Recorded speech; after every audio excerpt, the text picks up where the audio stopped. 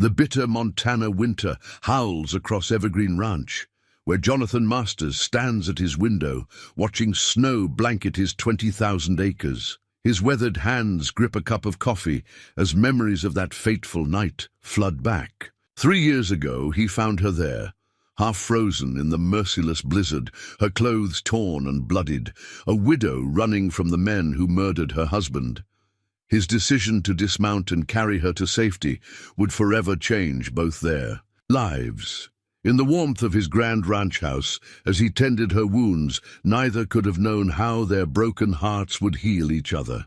Through the long winter nights, their shared silences grew into tender conversations and eventually blossomed into something more profound. What mysterious force brought these two wounded souls together on that snowbound night? Before we jump back in, tell us where you're tuning in from. And if this story touches you, make sure you're subscribed, because tomorrow I've saved something extra special for you.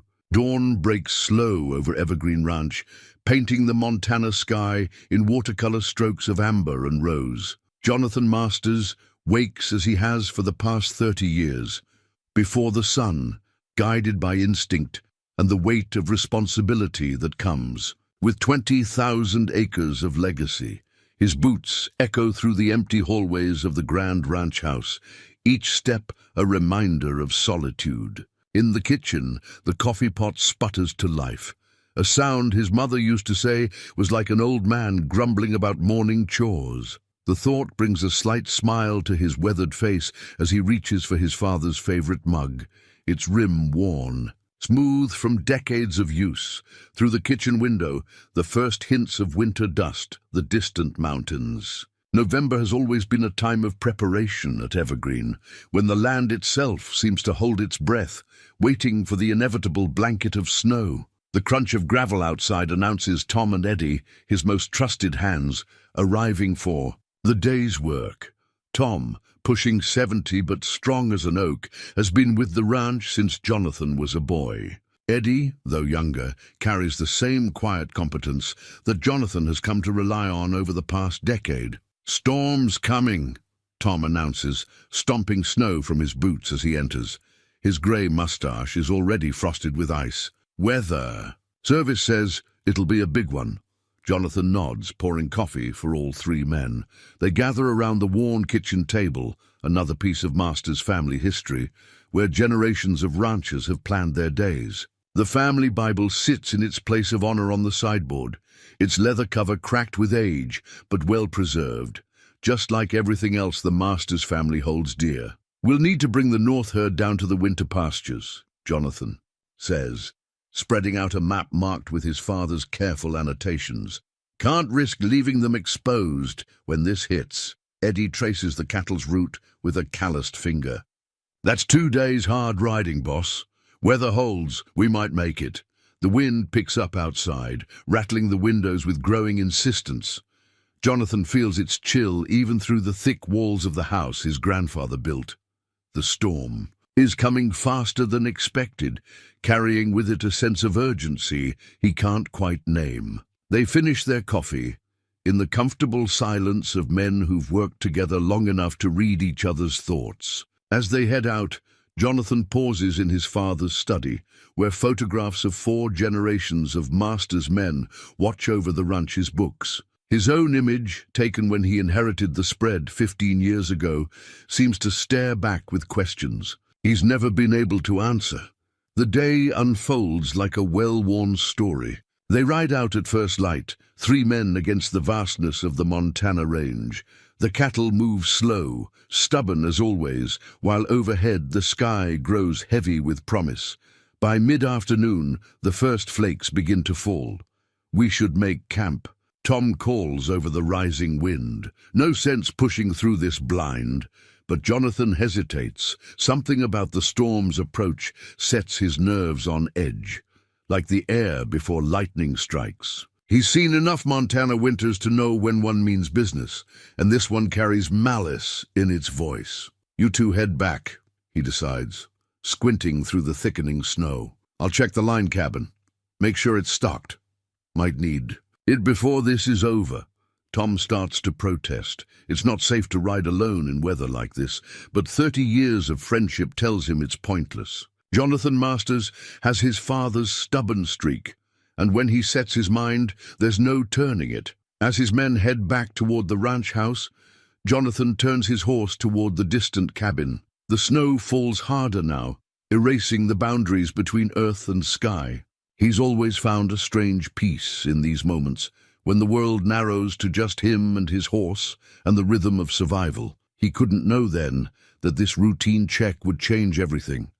That somewhere out in that swirling white darkness, fate was about to test everything he believed about love, loss, and the healing power of second chances. Sarah Miller's lungs burn with each desperate breath as she pushes through knee-deep snow. The broken locket bounces against her chest, its gold surface stained dark with blood.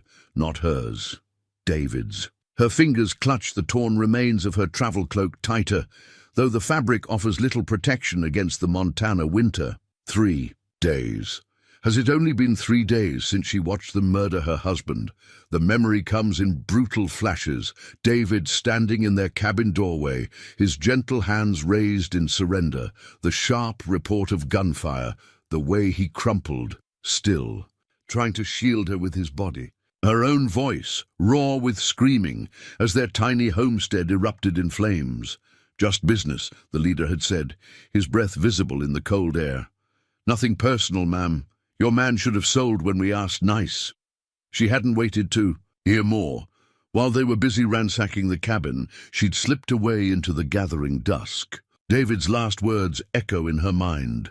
"Run, Sarah, don't look back, run!" The wind howls louder, driving sheets of snow that sting her face. She lost her bearings days ago, surviving on instinct and the small pouch of pemmican she'd grabbed in. Her flight, the cold, has become a living thing, wrapping around her bones, whispering promises of rest if she'll just stop walking. Sarah stumbles, catches herself against a pine tree. Its rough bark tears her frozen palm, but she barely feels it. The numbness is spreading, clouding her thoughts. How long since she's slept? The nights and days have blurred together in an endless white nightmare. Her fingers fumble with the locket's clasp. Inside, the photograph remains pristine, her and David on their wedding day just 8 months ago. His smile still carries all. The warmth of that autumn afternoon, when he'd promised to build them a life in this wild country. They'd had such dreams, such plans. "I'm sorry," she whispers, though the wind snatches the words away. "Sorry for suggesting they try ranching in Montana. Sorry for not seeing the danger in those men's offers to buy their land. Sorry for leaving him there, in the ashes of their home." The storm intensifies, erasing any distinction between earth and sky. Sarah forces herself forward, though each step requires more effort than the last. She's heard stories of people freezing to death in storms like this, how they simply sit down to rest and never wake up. The thought holds a terrible appeal. But David's voice comes again, urgent now. "Run, Sarah." So she runs, or tries to. Her legs won't quite cooperate, and the ground seems to tilt beneath her feet. The broken locket thumps against her heart like a second pulse, reminding her why she must survive. Those men will pay for what they did. She'll see justice done somehow. Time loses meaning. The world narrows to the space between one step and the next. Somewhere in the distance, through the howling wind, she thinks she hears hoofbeats. Her pursuers. No, they wouldn't have followed her trail in this weather, but the sound grows clearer, accompanied by the creak of leather and a horse's. Nervous whinny, Sarah tries to move faster to find cover, but her frozen limbs betray her. She trips, falls forward into a snowdrift. The impact drives what little air remains from her lungs. This time, when she tries to rise, her body refuses to respond. The hoofbeats stop. A voice calls out, carried on the wind. She can't make out the words, but the tone is different from her pursuers, gentle, concerned. Still, she's learned the hard way that gentle voices can hide cruel intentions. "Help," she tries to call, but her voice emerges as barely a whisper. The snow cradles. her like a cold bed, and that terrible sleepiness returns. Her fingers clutch the locket one last time, as darkness creeps in from the edges of her vision. The last thing Sarah remembers is the sound of boots crunching through snow, drawing closer. A shadow falls across her face. Strong arms lift her, and a deep voice murmurs words she can't quite catch. Then consciousness slips away, and she falls into darkness, still clutching the only piece of David she has left. Jonathan pulls his grandfather's brass compass from his coat pocket, squinting at its face through the swirling snow. The old instrument hasn't failed him in 20 years of ranging this land, its needle always pointing true even when the sky offers no guidance. Right now it's telling him he's about half a mile from the lined cabin, closer to salvation than he'd thought.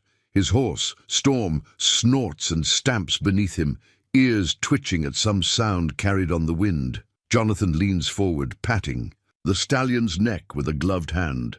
"What is it, boy?" The animal's instincts have saved his life more than once in weather like this.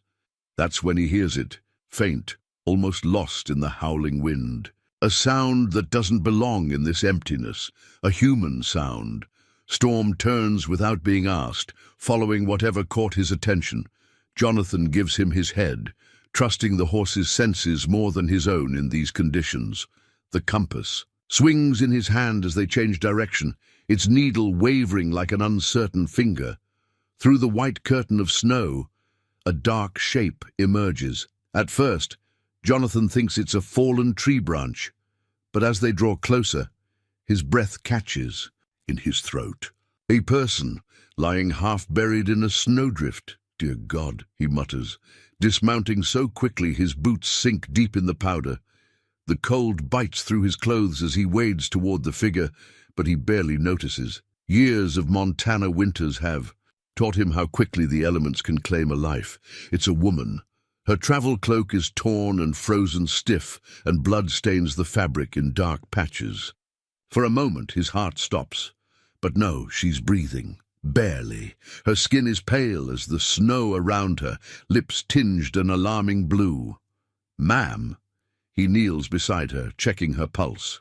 It flutters weakly against his fingers like a trapped bird. "Can you hear me?" Her eyelids flutter, but she doesn't respond. Something glints at her throat, a broken locket, its chain tangled in the frozen fabric of her dress. Her fingers are curled around it so tightly he doubts even the cold could pry them loose. There's no time to waste on questions. The storm is worsening and the temperature drops sharply as dusk approaches. The line cabin is too far. She'll never survive the ride. His ranch house is closer, maybe 30 minutes in good weather. In this, he'll have to push Storm hard. "Stay with me," he murmurs, gathering her carefully in his arms.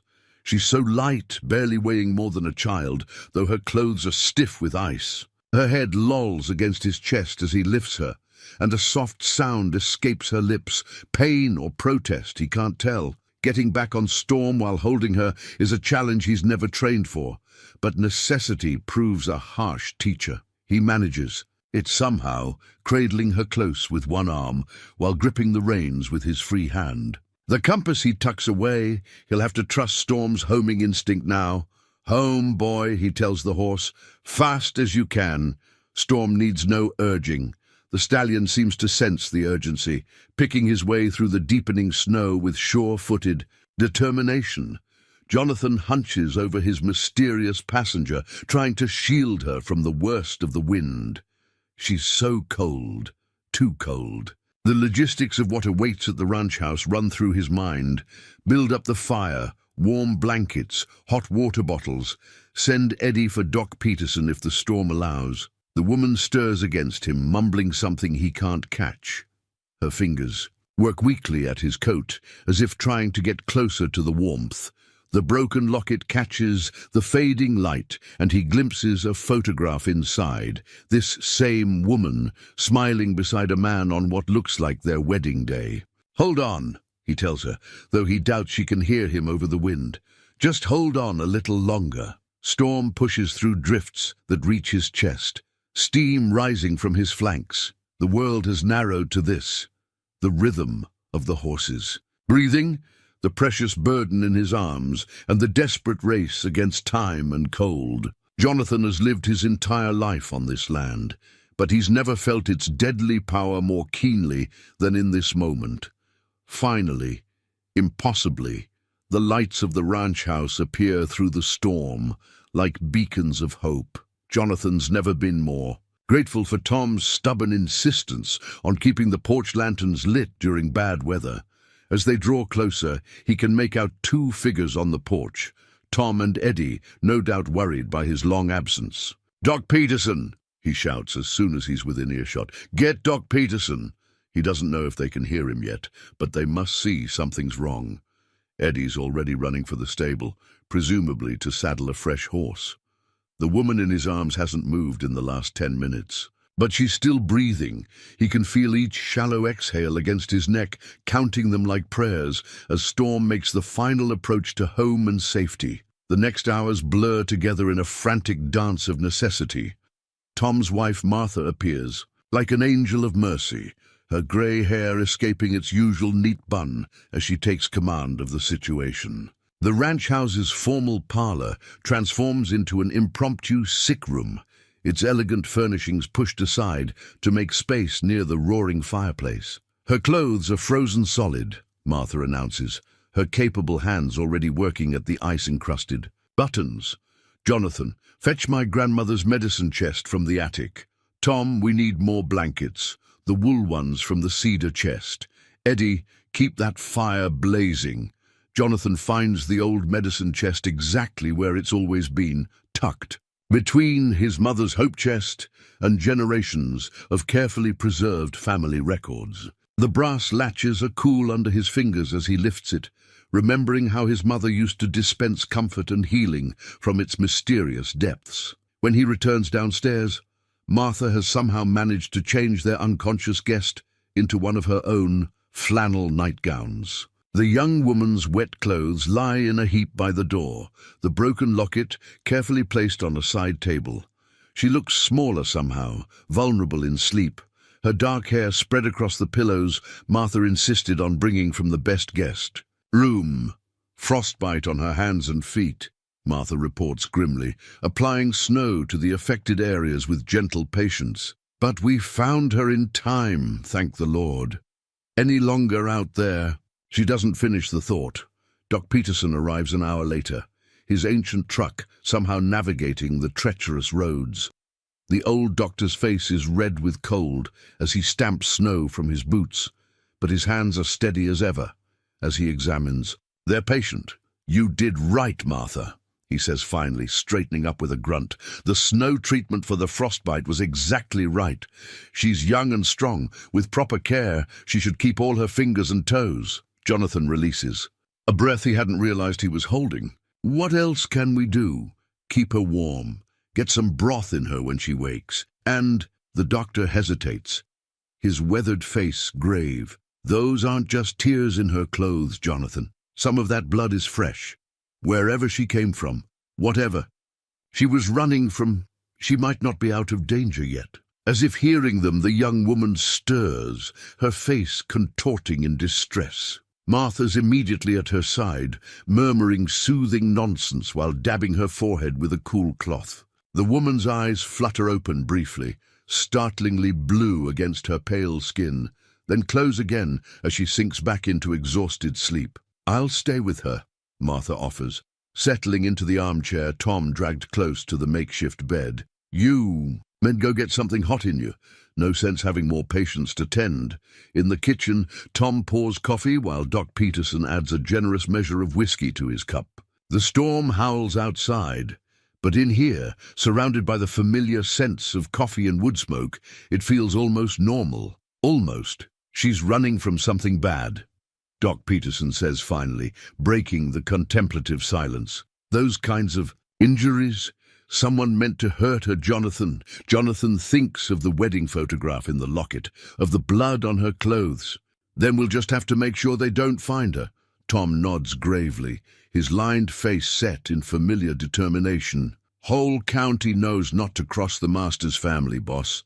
She's safe here." The fire crackles in the hearth, and from the Parlour comes the soft murmur of Martha's voice, singing an old hymn their mothers used to share. Outside, the storm rages on. But inside the ranch house, a fragile sanctuary takes shape around a stranger who arrived on the wings of winter itself. Later, making his final rounds before trying to sleep, Jonathan pauses in the parlour doorway. Martha has dozed off in her chair, and in the firelight, their mysterious guest seems to rest easier. Her hand has relaxed its desperate grip on the locket, though it still rests near her heart. "You're safe now," he whispers, though she can't hear him. "Whatever you're running from, it won't find you here, I promise." He doesn't know why he makes this vow to a stranger, but as he turns to leave, it settles in his chest like a weight, or perhaps like an anchor, giving purpose to his solitary life in ways he's not yet ready to examine. Sarah wakes to unfamiliar softness and the gentle crackling of a hearth fire. For a moment, she thinks she's back in her own cabin, and David will be bringing her coffee in bed, their morning ritual. Then memory crashes over her like ice water, and her eyes snap open. The room is grand but welcoming, its wallpaper faded to gentle patterns in the firelight. An older woman dozes in a nearby chair, grey hair escaping its pins, knitting needles lying still in her lap. Through the frost-covered windows, Sarah can see the storm still raging, nature's fury held at bay by solid walls and glowing warmth. Her movement must make some sound, because the woman stirs, eyes opening to reveal kind brown eyes set in a face, carved by years of sun and smiles. "There you are, dear. We've been worried." Sarah tries to speak, but her throat feels raw as sandpaper. The woman immediately reaches for a glass of water on the side table, helping her sip slowly. "Small sips now? I'm Martha. You're safe at Evergreen Ranch." The water helps, though Sarah's voice still emerges as a whisper. "How long?" "2 days," Martha answers, adjusting the quilts with practiced care. "The fever broke last night. Doc Peterson says you're past the worst of it. 2 days. Sarah's hand flies to her throat, panic rising. But no, the locket is there, carefully placed on a ribbon around her neck. Someone has even polished away the blood. "Jonathan found it with your things," Martha explains gently. "We cleaned it up a bit, hope you don't mind. Seemed important to you." Before Sarah can respond, boots sound in the hallway. A tall man appears in the doorway, his presence filling the space without effort. She recognizes him somehow, a voice in the storm, strong arms lifting her from the snow. "You're awake." His voice is deep, gentle in a way that reminds her painfully of David. He keeps his distance, as if afraid of frightening her. "How are you feeling?" "Better." Sarah manages to sit up slightly, though the effort leaves her trembling. "Thank you for finding me." "Jonathan Masters," he introduces himself. "And no thanks needed. No one should be out in weather like that." A shadow crosses his face, the unspoken question of why she had been. Sarah's fingers find the locket again, drawing strength from its familiar shape. These people saved her life. They deserve the truth, or at least as much of it as might. Keep them safe. "There are men," she begins, her voice steadier now. "They wanted our land, mine and my husband's. We'd only been in Montana 8 months trying to start a ranch of our own. They made offers at first, then threats." The memories rise like bile in her throat, but she forces herself to continue. 3 days ago, or 5 now, I suppose, they came back. David tried to reason with them. He always believed in reasoning with people. She has to stop, closing her eyes against the image of David falling, of blood spreading across the cabin's plank floor. A warm hand covers hers, Martha's, anchoring her to the present. "They killed him." The words fall like stones in the quiet room. "Burned our cabin. I ran while they were occupied with the fire. I don't know how long I walked or in what direction. Everything was white, and I couldn't think past surviving." Jonathan finishes softly. When she looks up, his eyes hold understanding rather than pity. "You did what you had to do." Martha squeezes her hand gently. "Do you know who they were, dear? The sheriff should be told." Sarah shakes her head. They never gave names. Their leader had a scar. Here, she traces a line across her left cheek. They claimed to represent some development company, but the papers they showed us looked wrong somehow. David was going to ride to town, have them checked. Her voice breaks. He never got the chance. Jonathan moves to the window, his expression hardening as he stares out at the storm. Development companies don't burn cabins and murder honest folk. These men are something else. He turns back, and something in his stance reminds Sarah that this man's family has held this land for generations. I'll send word to Sheriff Burke when the weather clears. He's a good man. He'll want to hear this story himself. I can't stay. Sarah protests, though the mere thought of moving makes her dizzy. They might track me here. I won't bring danger to people who've shown me such kindness. Nonsense, Martha declares firmly. You're not going anywhere until you're properly healed, and after that, well, we'll see what the sheriff has to say. Jonathan nods, his expression softening as he looks at Sarah. Martha's right. Evergreen Ranch has stood against worse storms than this. Rest, heal, let us help.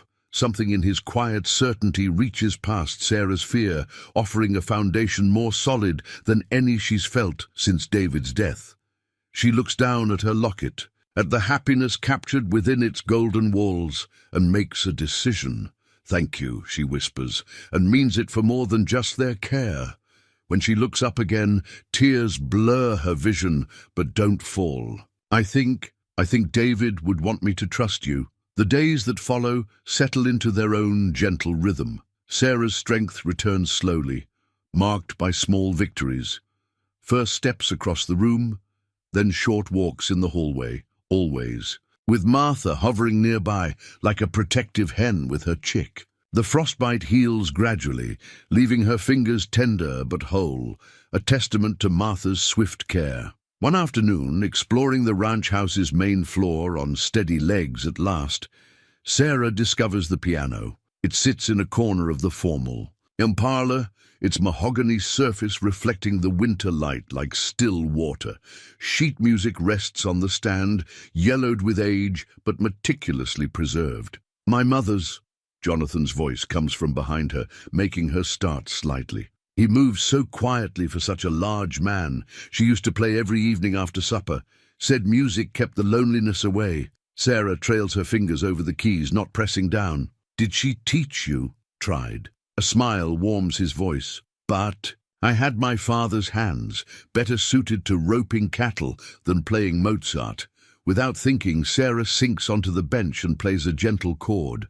The piano's voice is surprisingly clear, perfectly in tune despite its apparent disuse. Someone's kept it tuned. Tom does it twice a year, says Mom would haunt him if he didn't. Jonathan moves closer, drawn by the music like a moth to flame. You play? In answer, Sarah begins a simple hymn, one her own mother taught her years ago. The familiar notes fill the room, and for a moment she can almost pretend the past few months never happened.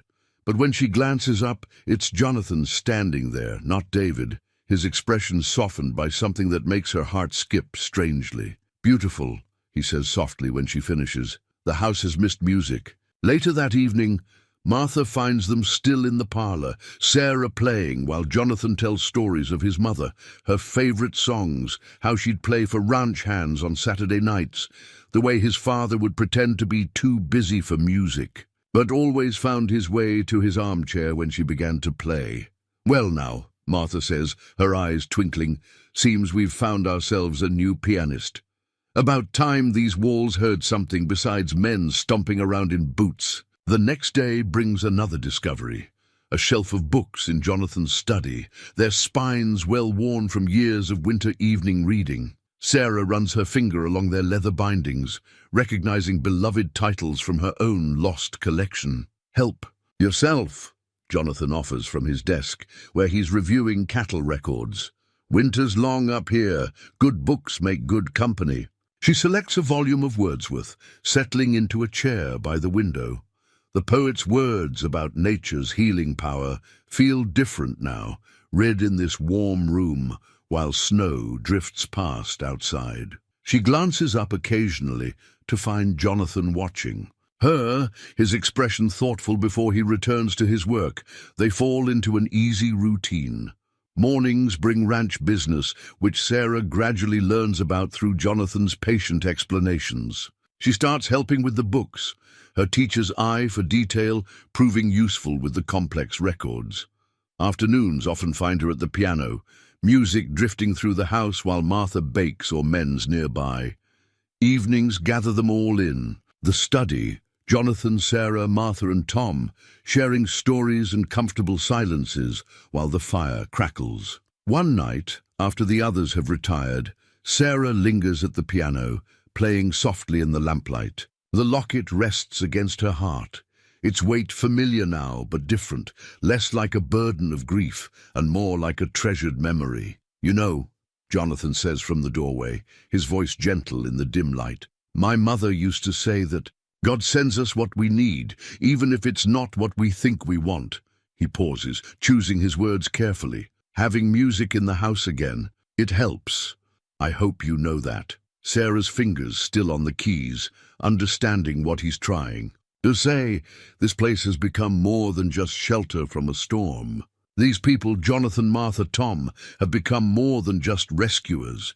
They've become something dangerously close to family. "Your mother sounds like she was a wise woman," she says finally, closing the piano with care. When she stands, Jonathan is still watching her with that same soft expression that makes her breath catch. "She would have liked you," he tells her, and somehow those simple words feel like both a blessing and a promise. December arrives at Evergreen Ranch in a flutter of snowflakes and pine boughs. Martha insists on decorating properly, as she has every year since Jonathan can remember. The familiar boxes of ornaments emerge from the attic, each one wrapped in yellowed newspaper and decades of memories. Sarah finds Jonathan in his workshop one evening, bent over his father's old workbench. Wood shavings curl around his boots, and the scent of fresh-cut pine fills the air. In his hands, a small piece of wood gradually takes shape beneath careful strokes of his knife. "What are you making?" she asks, drawing closer. The lamplight catches threads of silver in his dark hair, and something tugs at her heart. How many nights has he spent here alone, creating beauty that few would ever see? He starts to hide the carving, then seems to think better of it. "It's supposed to be an angel. My father used to make one every Christmas for my mother. I thought—" He hesitates, then holds it out to her. "Would you like it? For the tree?" The angel is simple but lovely, its wings curved as if in flight. Sarah traces the delicate lines with her fingertip, feeling the care in every cut. "It's beautiful. Thank you." Their fingers brush as she takes it, and neither pulls away immediately. The moment stretches, fragile as a soap bubble, until Tom's voice rings out from the main house, calling them for supper. The next few days bring a flurry of preparation. Martha orchestrates everything with military precision, sending the men out for the perfect tree and setting Sarah to work in the kitchen. The scents of cinnamon and vanilla mingle with pine, and Christmas carols flow from the piano at all hours. "The whole county comes for Christmas Eve," Martha explains, as they bake another batch of cookies. "It's tradition. The Masters family has hosted since Jonathan's grandfather's time, Sarah's hands still in the dough." "The whole county?" Martha catches her tone immediately. "Those men won't dare show their faces here, dear. Not with Sheriff Burke and half the Montana Territory's finest in attendance. Besides," she adds with a knowing smile, "I've seen how Jonathan watches over you. Wild horses couldn't drag trouble past that man." The truth in Martha's words warms Sarah more than she cares to admit. She's noticed Jonathan's protective presence, the way he positions himself between her and doorways, how his eyes scan constantly when they're outside. It should make her feel smothered, but instead she feels cherished. Christmas Eve arrives clear and cold, stars sharp as diamonds above the snow-covered ranch. Wagons and trucks begin arriving early, bringing families from miles around. The ranch house fills with voices, laughter, and the scattered notes of children testing the piano keys. Sarah retreats to the kitchen, overwhelmed by the crowd. She finds Jonathan there, hiding from the social obligations of host with a cup of coffee. "Too much?" he asks, understanding in his eyes. She manages a small smile. "A bit. It's wonderful, but sometimes memories hit harder during holidays." He sets down his cup. "Come with me, I want to show you something." He leads her through the back door and around the house to a small garden, now sleeping under snow. A bench beneath an ancient oak offers shelter from the wind and a view of the mountains, purple against the starlit sky. "My thinking spot," he explains, brushing snow from the bench. "When things get too busy inside, I come here to remember what matters." They sit in comfortable silence, watching their breath cloud in the cold air. From inside comes the sound of carols, muted by distance, into something almost magical. "David loved Christmas," Sarah says suddenly, surprising herself. It's the first time she's spoken of him without pain choking her voice. He would have loved this. All the people, the music, the joy of it. Jonathan's hand finds hers, warm despite the cold. "Tell me about him." So she does. She tells him about David's terrible attempts at baking, his love of astronomy, how he could charm any animal that crossed his path. The memories flow easier now, sweetened by time and distance. When she finishes, Jonathan reaches into his coat pocket. "I made something else. Been carrying it around for days, waiting for the right moment." He holds out a small wooden ornament, not an angel this time but a star, sanded smooth and polished to a soft glow. "Stars guide us home," my father always said. "And sometimes they guide us to new homes we didn't know we were looking for." Sarah's vision blurs as she takes the star, understanding all he's trying to say. Their faces are very close, now breaths mingling in the cold air. Jonathan's free hand rises slowly, giving her time to pull away, and brushes a tear from her cheek. "Sarah," he whispers, her name a prayer on his lips. A burst of laughter from inside breaks the moment.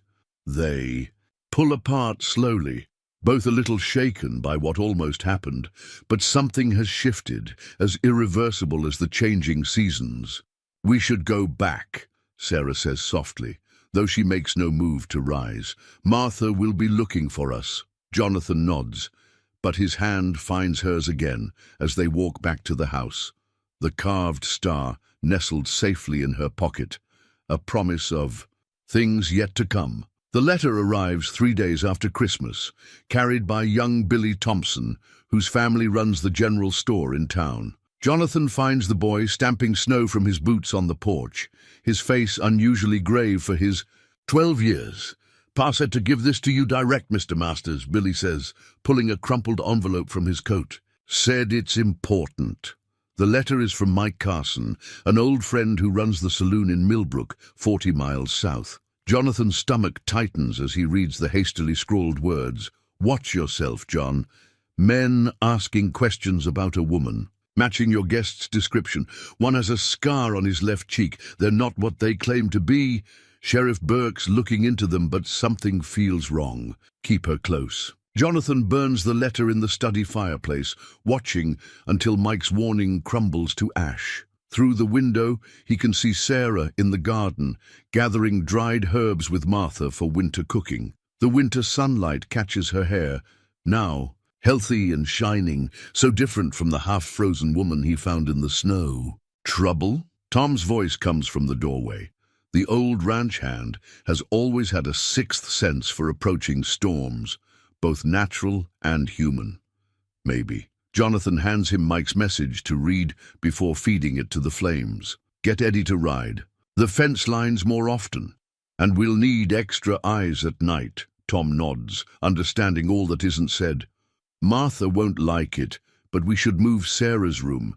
Give her the old nursery. Better sight lines and only one window. Easy to guard." The practical suggestion steadies Jonathan's racing thoughts.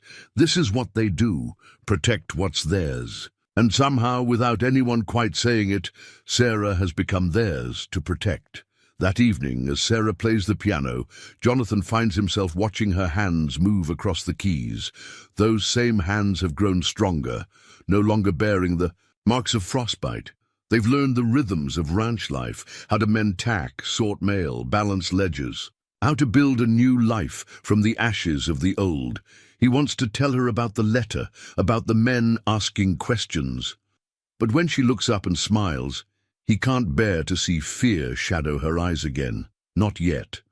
Not when she's just beginning to bloom in the safety they've built around her.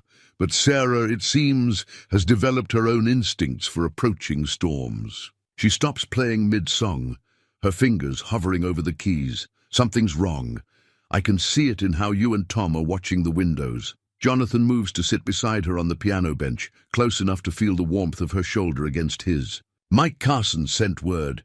Men in Millbrook asking about you. She doesn't flinch, doesn't cry out, just nods slowly, as if confirming something she's been expecting.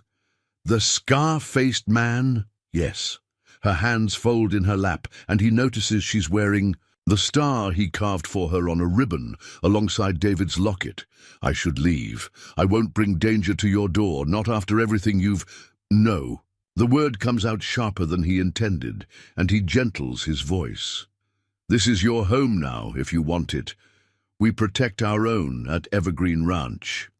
Sarah turns to face him, searching his eyes for something. Why? Why risk so much for a stranger who arrived half dead in a snowstorm? Jonathan thinks of all the answers he could give her, because it's right, because his parents raised him to help those in need, because the ranch has always been a sanctuary for the lost and broken. But in the end, there's only one truth that matters, because you're not a stranger anymore, Sarah, and because He stops, the words catching in his throat. Too soon, too much, too dangerous, with shadows gathering at their borders. But Sarah's hand finds his, her fingers twining with his work-roughened ones. I know, she whispers. I feel it too. The piano sits silent as they lean into each other, drawing strength for whatever comes next. Outside, the winter wind picks up, carrying the first hints of another storm. But inside, in this moment, they have built something stronger than fear, warmer than the hearthfire's glow. We'll face it together, Jonathan promises, and feels her nod against his shoulder.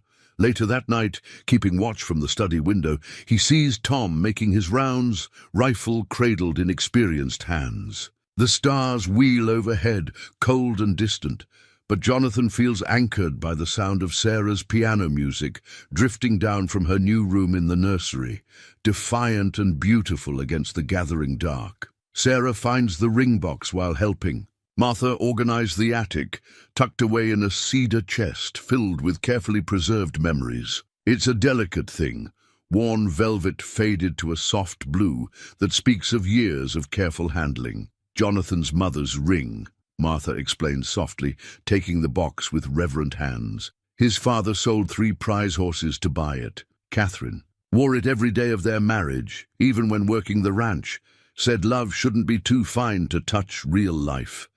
Inside, the gold band holds a single pearl surrounded by tiny diamonds, simple but elegant. Like its owner had been, Sarah imagines, from all the stories she's heard. She wanted Jonathan to have it, Martha continues, a wealth of meaning in her tone. For when he found the right person, Sarah's heart stutters at the implication. But before she can respond, boots sound on the stairs. Jonathan appears in the attic doorway, his expression softening, as it always does when he sees her. "Everything all right up here?" he asks, though his eyes say something else entirely. Martha closes the ring box with a knowing smile. "Just fine. Sarah's helping me sort through some old memories." She tucks the box away and makes her way to the stairs. "I'll start supper. You two finish up here." They both know Martha's excuse for what it is, but neither comments as she descends, leaving them alone among the gathered treasures of generations. Jonathan moves closer, picking up a framed photograph. "My parents' wedding day," he says, holding it so Sarah can see. A younger version of Martha beams from the background, while Tom stands proud beside Jonathan's father. They had 28 years together, not enough, but they made each one count. Sarah studies the happy couple in the photograph. Jonathan's mother, beautiful in a simple white dress, holds the pearl ring clearly visible on her hand. His father looks at her like she's the only person in the world. They taught me what love should be, Jonathan continues, his voice low and intimate in the quiet attic. Not just the pretty parts, but the hard days too, the way they faced everything together, even when the ranch was struggling or the winters were brutal. He sets down the photograph and reaches for something else, a small leather pouch that jingles softly as he opens it. From inside, he withdraws a delicate gold chain bearing a locket different from the one Sarah wears. Mom's, he explains. Dad gave it to her on their first anniversary. Said she needed something pretty to match the work-worn ring. His calloused fingers trace the intricate engravings. I've been keeping it safe, waiting. The word hangs between them, full of possibility. Sarah's hand rises unconsciously to touch David's locket at her throat, and Jonathan's eyes follow the movement with understanding. I'm not asking you to forget, he says gently. Love doesn't work that way. It grows, makes room for all the pieces of who we are, past and present. Sarah takes a shaky breath. I think David would understand. He always said love was meant to multiply, not divide. Jonathan's free hand finds hers, warm and steady. Sarah, I need you to know something. Whatever comes, whether those men find us or not, whether we have 50 years together or just today, I love you, not because I found you in the snow, or because you brought music back to this house, but because of who you are, all of you, including the parts that still love him. Tears blur Sarah's vision, but she doesn't look away from his earnest face. I love you too, she whispers, the words feeling both terrifying and inevitable. And I'm scared of losing this, losing you. If they... He pulls her close, and she goes willingly into his embrace. They won't take this from us, he promises. Against her hair. Whatever comes, we face it together. When he kisses her, it feels like coming home. Not to the home she lost, but to one she never knew she was looking for. His hand cradles her face with infinite tenderness, and she can feel his heart racing to match her own. Later, as the winter sun sets beyond the attic windows, they sit among the gathered memories of generations of love stories. Jonathan carefully fastens his mother's locket around Sarah's neck, where it comes to rest beside David's. Past and present, pain and joy, all the pieces that make a life worth fighting for. Perfect, he murmurs. And Sarah knows he means more than just the locket. She leans into him, feeling the solid strength of his presence, the steady beat of his heart. Outside, snow begins to fall again, but here in the attic, they have built a warmth that no storm can touch. The telegram arrives at dawn, carried by Eddie, who'd ridden into town before first light to check for mail. Jonathan reads it twice, the yellow paper crumpling slightly in his grip. Scarface and crew, spotted heading north. Stop 4 men heavily. Armed stop Sheriff Burke, following, but 1 day behind. Stop guard her stop. Mike Tom finds him in the study, already checking his father's old Winchester. Eddie told me, the old ranch hand says, closing the door behind him. Martha's keeping Sarah occupied in the kitchen, but she knows something's wrong. Girls got instincts. Jonathan nods, running a cloth down the rifle's barrel. Get word to the Peterson brothers and old Jack Wilson. We'll need extra eyes. He pauses, considering, and send someone for Doc Peterson, just in case. You're not sending her away? Tom's voice holds no judgment, just curiosity. Would you leave Martha? If it was her they were hunting? The answer lies in Tom's weathered face, in the way his hand unconsciously moves to the revolver at his hip. No, I wouldn't. Then don't ask me to send Sarah away. Jonathan sets the rifle down, meeting his old friend's eyes. She's suffered. Enough running. Whatever comes, we face it here. The sound of the piano drifts through the house. Sarah playing the hymn she's come to favor in troubled moments. Both men pause, listening to the notes rise and fall like prayer. Martha and I. We'll take the east wing, Tom says finally. High ground, good view of the approach road. Eddie and the Peterson boys can cover the north pasture. Jack Wilson may be old, but he's still the best shot in 3 counties. Put him in the barn tower. Jonathan feels a surge of gratitude for this man who's been more than just a ranch hand for 30 years. "Thank you, Tom, for everything. Save it for the wedding," Tom replies gruffly, but his eyes are warm, assuming we all live that long. The music stops, and Sarah appears in the doorway. She's wearing both lockets now, David's and Catherine's, and her face holds the same quiet strength Jonathan saw when she first told them about the attack on her cabin.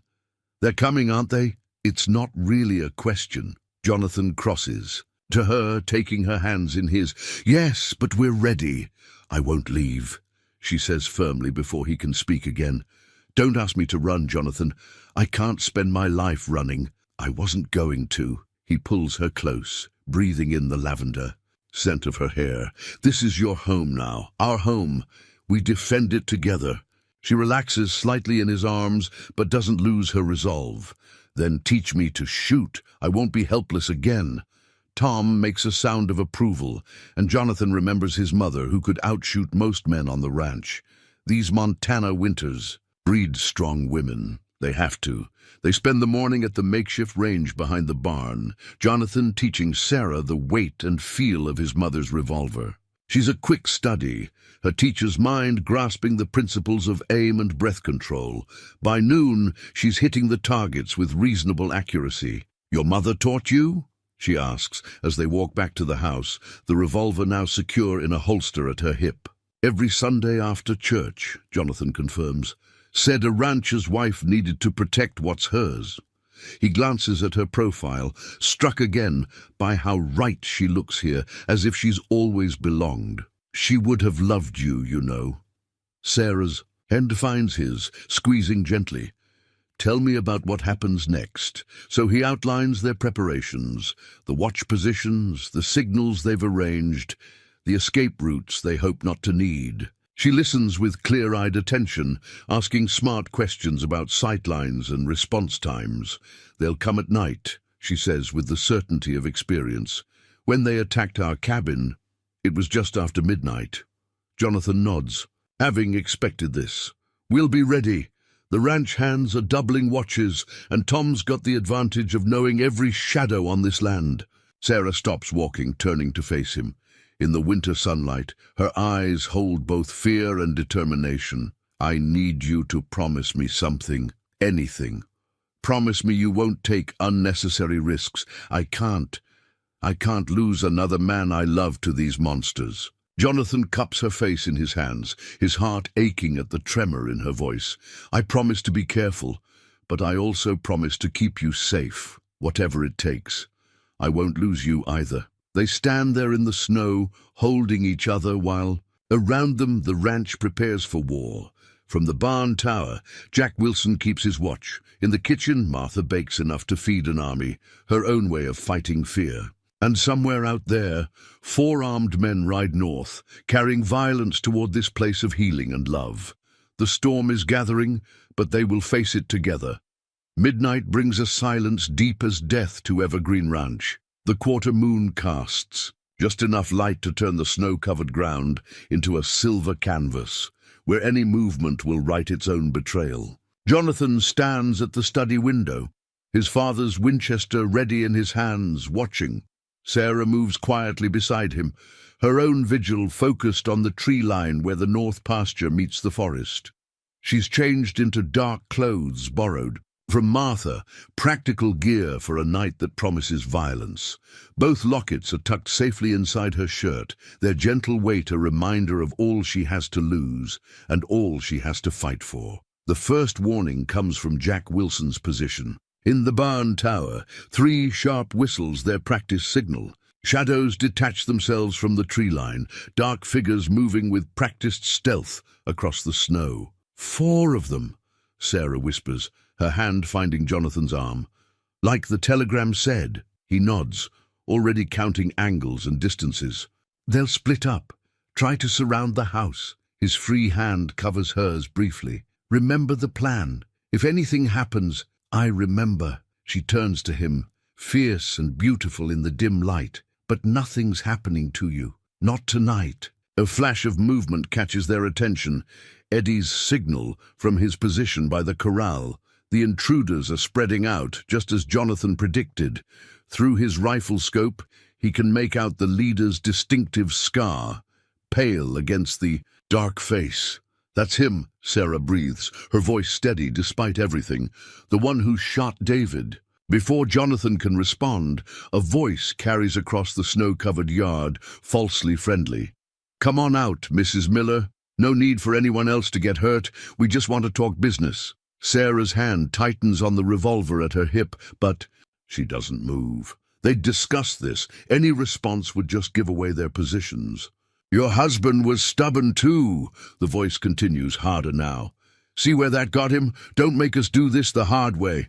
A shot cracks through the night, deliberately high, shattering one of the upstairs windows. Glass tinkles onto the porch roof like deadly wind chimes. That's when all hell breaks loose. Tom's rifle barks from the east wing, answered immediately by return fire. Jonathan sees one of the shadows stumble but not fall. Sarah moves to her assigned position by the back door, where she can cover both the kitchen entrance and the side path. Through the chaos, Jonathan keeps his focus on the scarred leader. The man is good, using every scrap of cover as he works his way closer to the house. But he doesn't know this land like Jonathan does, doesn't understand how the moonlight plays tricks in a Montana winter. More shots exchange, the Peterson brothers putting down covering fire while Eddie circles behind the attackers. In the barn, "Tower!" Jack Wilson's rifle speaks with deadly precision, forcing one of the men to abandon his advance and dive for cover. "Getting crowded out here, Mrs. Miller." The leader's voice carries a new edge of frustration. "Your new friends can't protect you forever.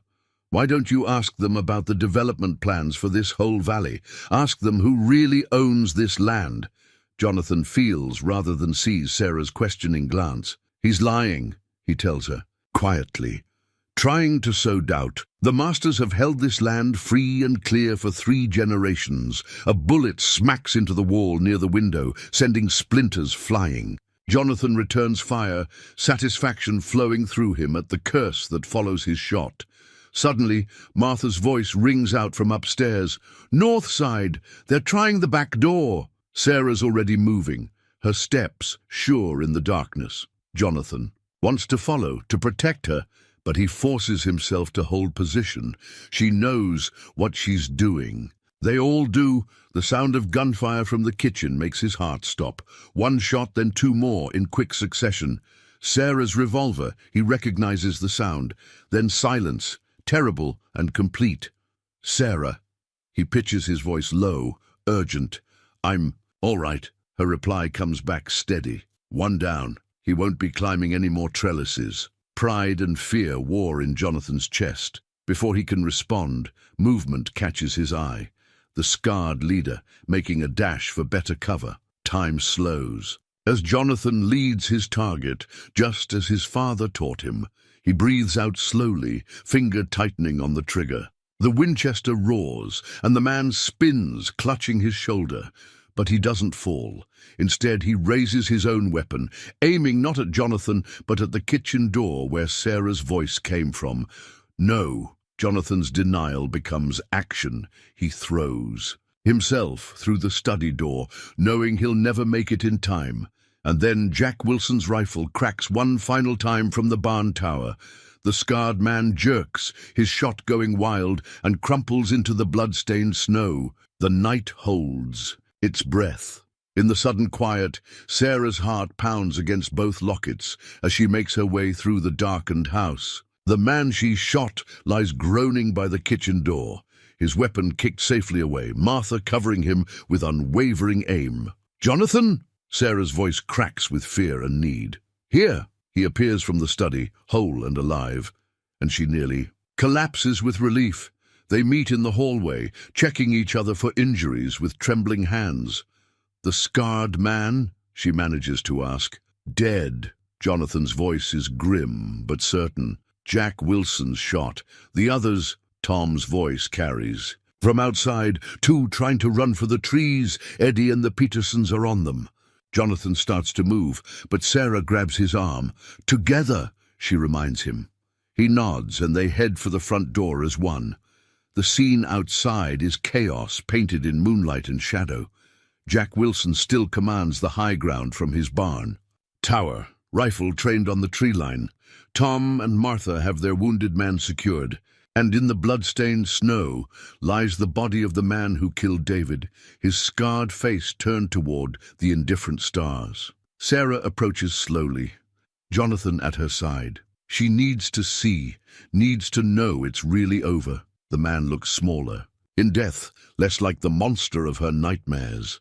His blood stains the snow crimson, already freezing in the bitter cold. "Sheriff's coming," Eddie's voice rings out from the darkness. "Can see the lanterns on the road." Sarah kneels in the snow beside her husband's killer, not touching him, but searching his face for answers she knows she'll never find. "He was just a man," she says softly. "Just a greedy, violent man." Jonathan's hand settles warm on her shoulder. The worst monsters usually are.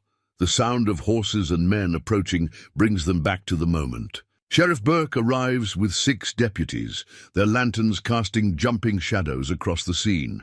The lawman takes in the situation with experienced eyes. "Looks like we missed the party," he says, dismounting. "Everyone all right?" "All of ours," Tom reports. "One of theirs dead, 1 wounded here, 2 being brought in by Eddie and the Petersons." The sheriff nods, then focuses on Sarah. "Mrs. Miller, been looking for these men since your husband's murder. Found proof they're working for some outfit called Western Federation Development. Company's as fake as a $3 bill, just a front for land grabs and strong-arm tactics." Sarah stands, leaving the dead man to the law.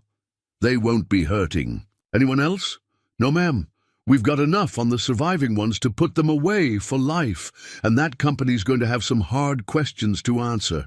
Jonathan's arm slides around her waist, supporting her as the adrenaline begins to fade. She leans into him, suddenly exhausted. The next hours pass in a blur of activity.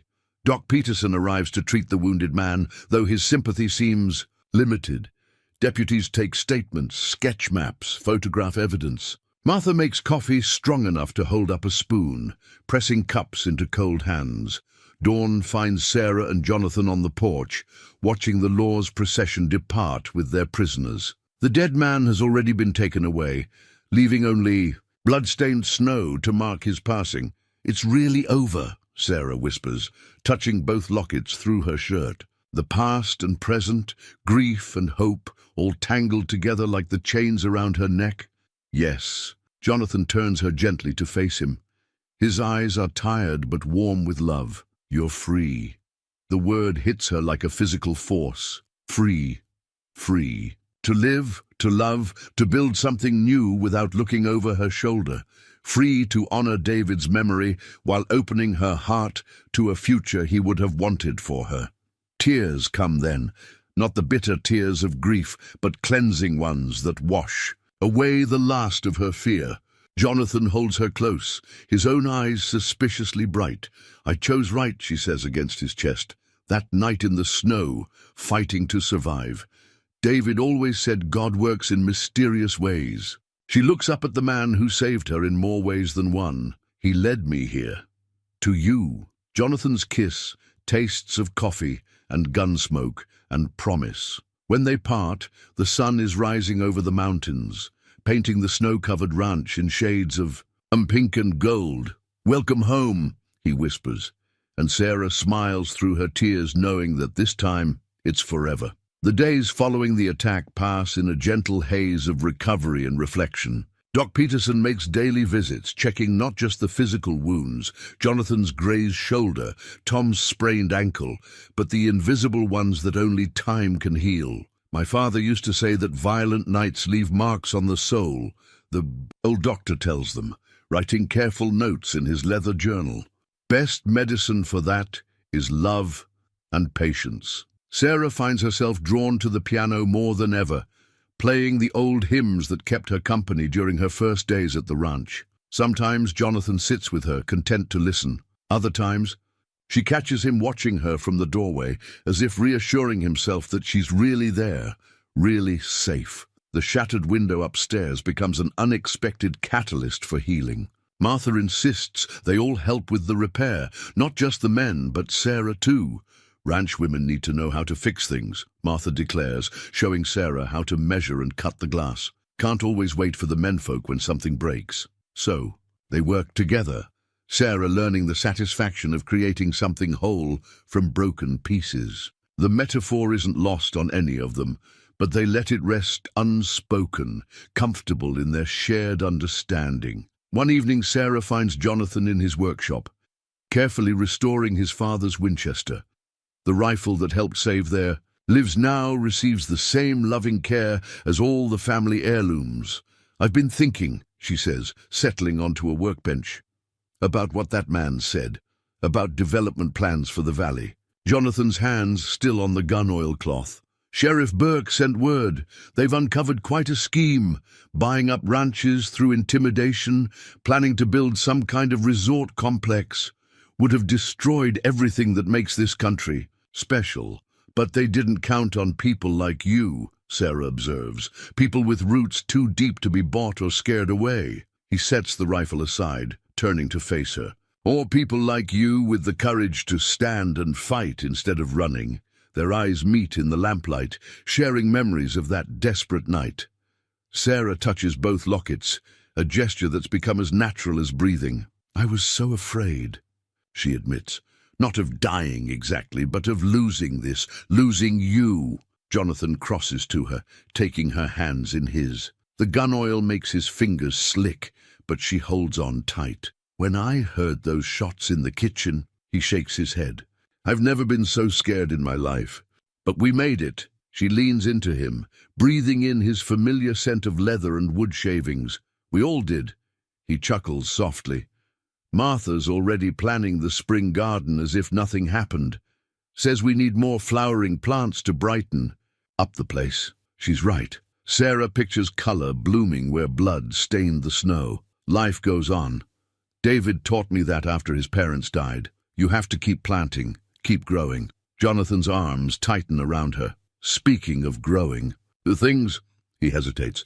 Tom mentioned maybe building a new schoolhouse on the ranch. Says there are enough children among the hands and nearby farms to warrant a teacher. If you're interested. Sarah pulls back to study his face, her heart swelling. He knows how much she misses teaching, knows it was part of her dream with David. Now he's offering a way to honor that dream while building something new. I'd like that, she says softly. Very much. His smile warms her to her toes. Good, because I already ordered the lumber. They laugh together, the sound echoing in the workshop like music. Outside, the February wind howls around the corners of the ranch house, but its teeth have been pulled. Winter's worst is behind them now, in more ways than one. Doc Peterson says Tom can start riding again next week, Jonathan mentions. We'll need to start planning the spring roundup soon. Sarah nods, understanding this is his way of including her in the ranch's future. Martha's been teaching me about supply calculations for the chuck wagon. She says I have a good head for numbers. You have a good head for everything. He kisses her forehead, and a brave heart to match. They stay there in the workshop's warm silence, holding each other, while outside the winter stars wheel overhead. The ranch sleeps around them, peaceful and strong, like a living thing healing from its wounds. Tomorrow will bring more repairs, more plans, more small steps toward whatever future they're building together. But for now, they have this moment, this peace, this certainty that love can grow from the hardest ground and bloom even in winter's heart.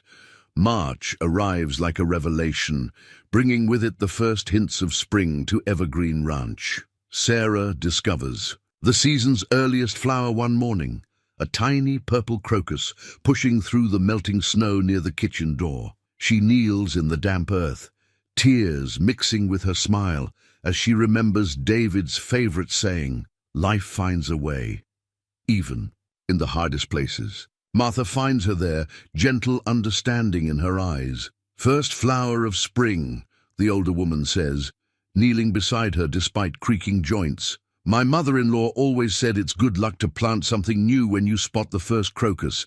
She believed in marking new beginnings. Together, they dig in the softening soil, planting the seeds Martha's been saving all winter, hardy wildflowers that can withstand Montana's unpredictable moods. Sarah's hands, once soft with city living, now move with comfortable familiarity. "And through the dirt, I've been meaning to give you something," Martha says as they work. From her apron pocket, she draws out a small packet of papers, yellowed with age. Catherine's garden journals. Jonathan's mother kept detailed notes about what grows best here. Thought you might like to have them. Sarah accepts the precious gift with soil-stained hands, recognizing it for what it is.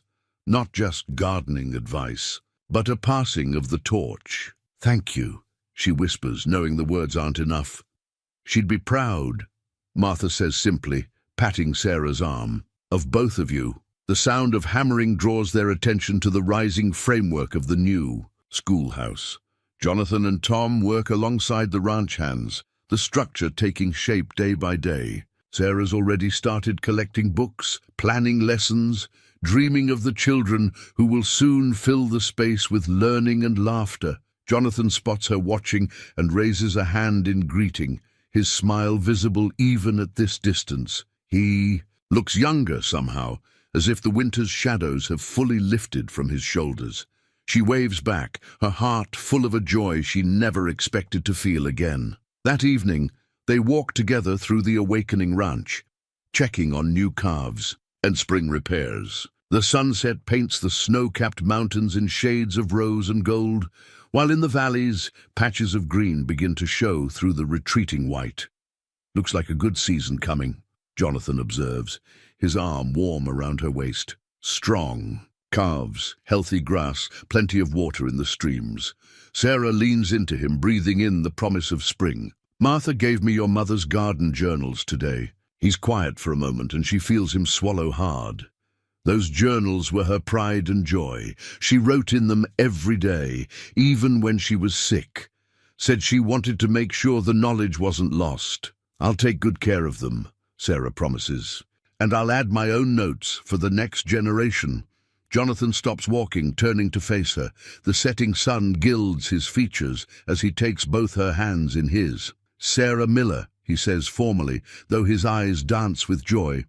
"Will you marry me?" Even expecting it, hoping for it, the words take her breath away. She touches the two lockets at her throat, feeling the rightness of past and present coming together in this moment. "Yes," she whispers, then louder.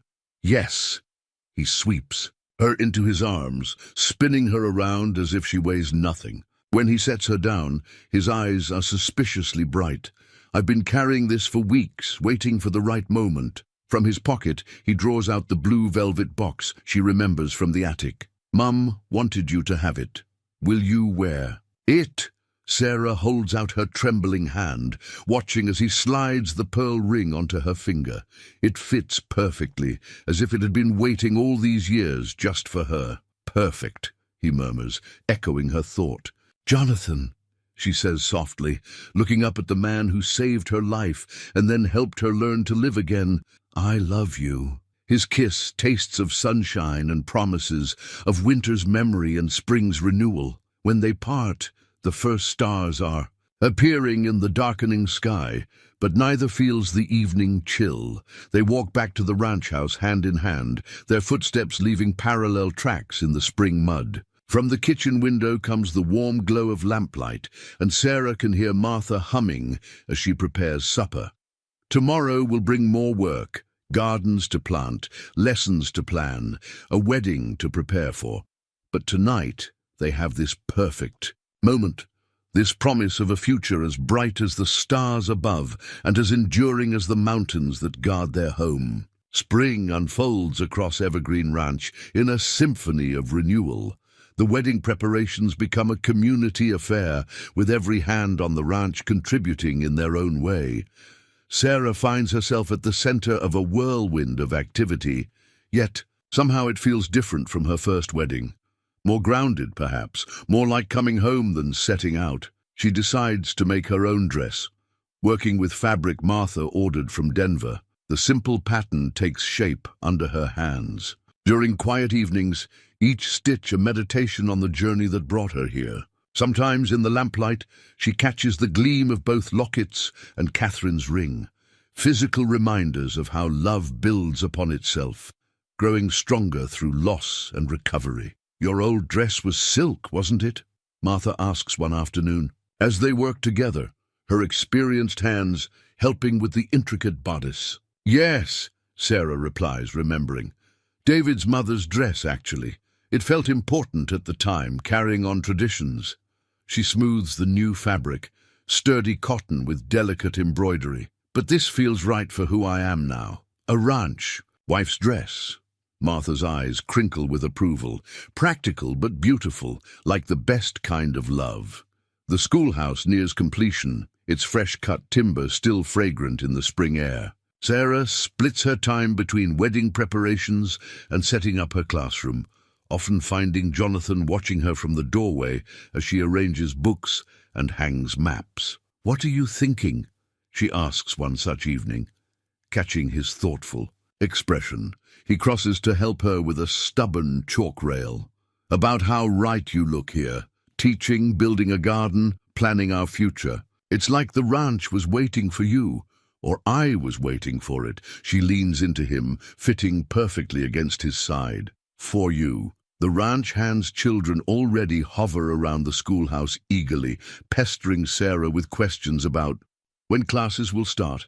She's promised to begin teaching as soon as she returns from their honeymoon, a week in Helena that Jonathan's arranged as a surprise. Tom and Eddie oversee the transformation of the barn for the wedding celebration, hanging lanterns and clearing space for dancing. Jack Wilson, recovered from his night in the tower, crafts a beautiful arch from twisted willow branches under which they'll say their vows. "Reminds me of my own wedding day," he tells Sarah, his weathered hands carefully weaving smaller branches. "Into the arch. 43 years ago now, my Mary would have loved to see this." Even Sheriff Burke contributes, delivering the final paperwork that officially closes the case against Sarah's attackers. "Western Federation Development's been shut down," he reports with satisfaction. "Their backers are facing federal charges.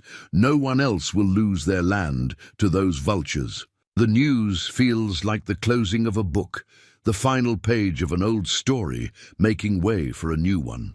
That night, Sarah adds her own entry to Catherine's garden journal, recording not just the spring plantings, but her hopes for the future there. Building. At sunset, she finds Jonathan in the garden she and Martha have created, kneeling to examine the growing rows of vegetables and flowers. The sight catches her heart. This strong man being so gentle with new life. "Everything's almost ready," she says, joining him among the neat rows. Martha's finished the last of the food planning. The dress just needs its final touches, and Tom swears the barn floor will be perfect for dancing. Jonathan stands, brushing dirt from his knees, and pulls her close. "And you? Are you ready?" She knows he's asking more than just about the wedding. He's asking if she's ready for this new life, this new chapter, this permanent joining of their worlds. Sarah touches the lockets at her throat, then reaches up to cradle his face in her hands. "I'm ready. My heart knows exactly where it belongs." His kiss tastes of spring earth and summer promises. When they part, the evening star is just appearing above the mountains, bright as hope. "3 more days," he murmurs against her hair. "3 more days," she echoes, smiling.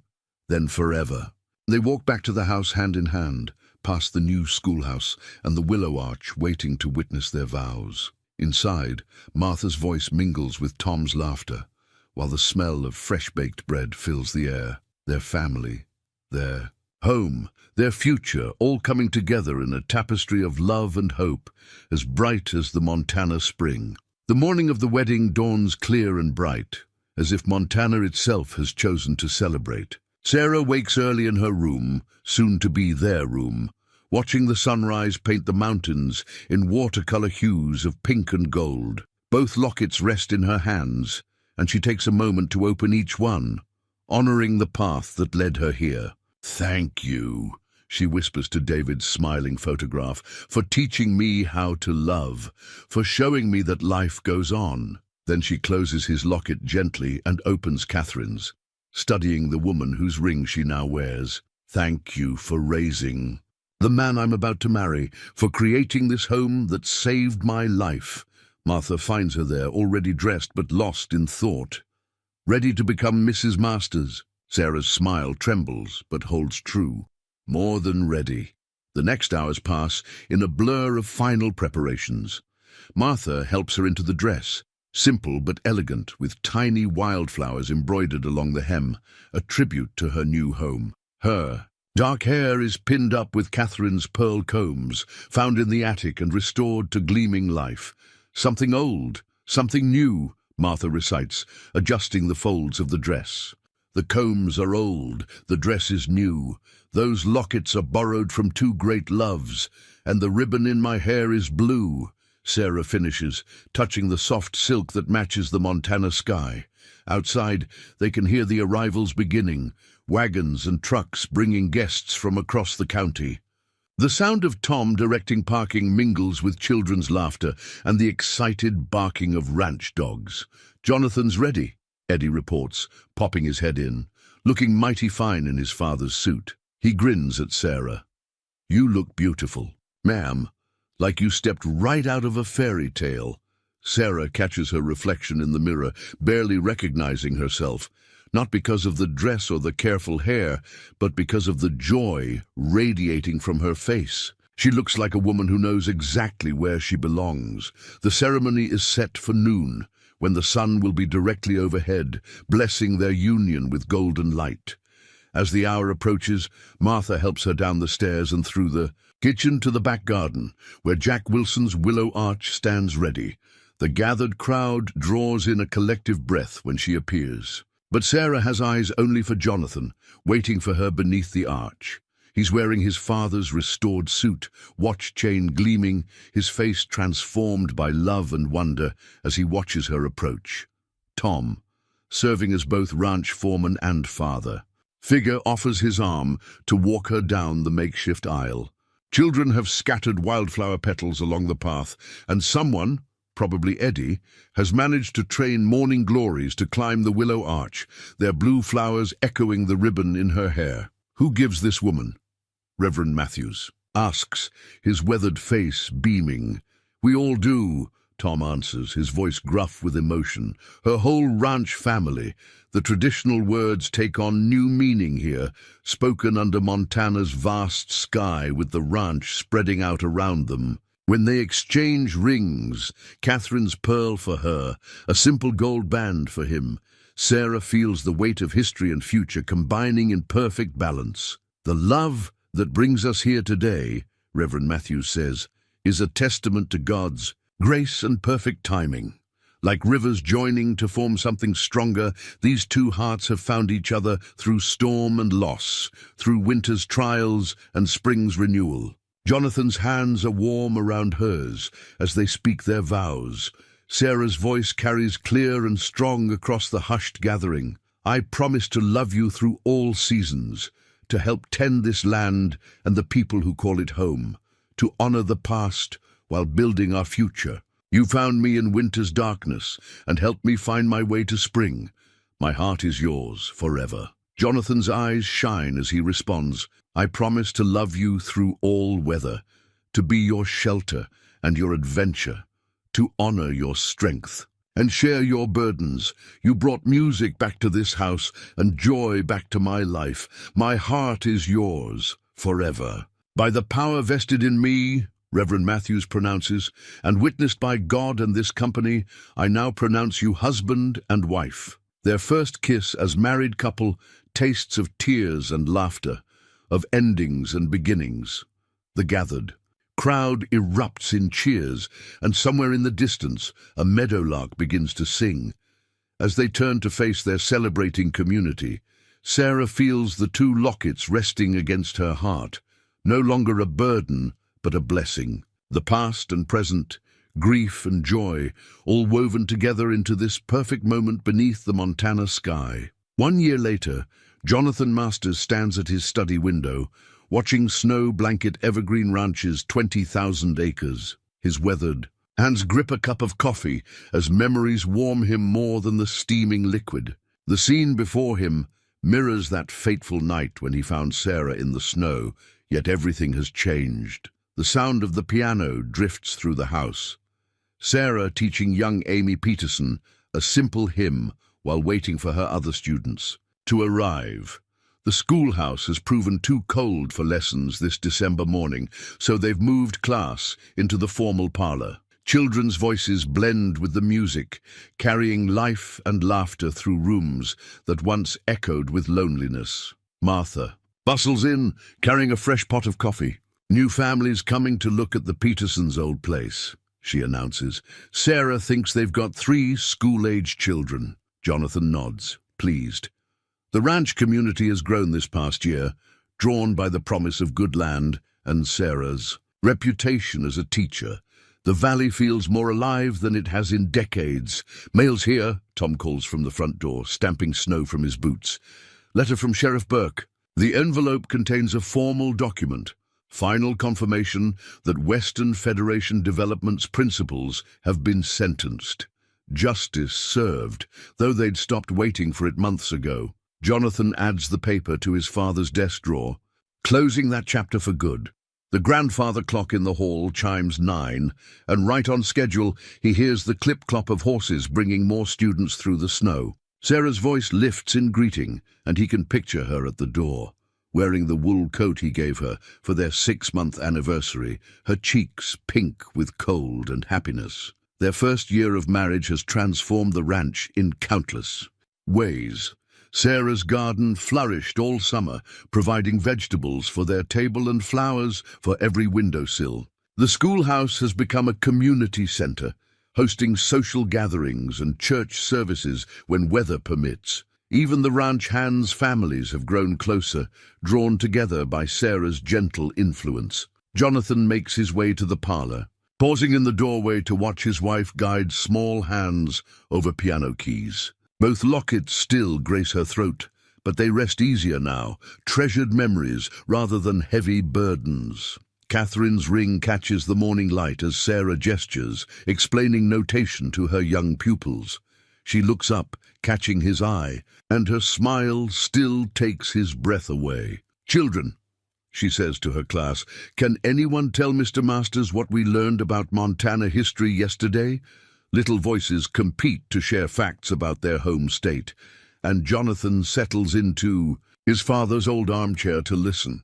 This is what the ranch was always meant to be, not just a working cattle operation, but a true community, a place where life and learning flourish together. Later, after the children have gone home through the softly falling snow, Sarah joins him in the study. She carries something carefully wrapped in tissue paper. "Early Christmas gift," she explains, settling onto the arm of his chair. "I wanted you to have it now." Inside the paper lies a new leather-bound book, its cover tooled with the ranch's brand. Opening it, he finds Sarah's neat handwriting filling the first page, the history of Evergreen Ranch, as told through 4 generations of the Masters family, compiled with love by Sarah Miller Masters. "I interviewed everyone," she explains softly. "Tom and Martha, the old-timers in town, even Jack Wilson before he passed. All their stories about your family, the ranch, the valley. I thought our children should know where they come from. All of it. The hard times and the good, the losses and the love." Jonathan has to swallow hard before he can speak. "Our children." Sarah's smile blooms like a winter rose as she takes his hand and places it on her still flat stomach. "Come spring," she whispers. Joy rises in him like a tide as he pulls her into his lap, holding her close while snow falls gentle outside. They've come so far from that desperate night when he found her half frozen in a drift. Love, he's learned, is like Montana itself, capable of fierce storms and incredible beauty, of crushing loss and miraculous renewal. "Thank you," he murmurs against her hair. "For what? For fighting to survive that night. For trusting us. For making this house a home again. For everything." Sarah turns in his arms to kiss him, and outside, the snow continues to fall on Evergreen Ranch. Not a harbinger of death now, but a clean white page on which to write their next chapter together.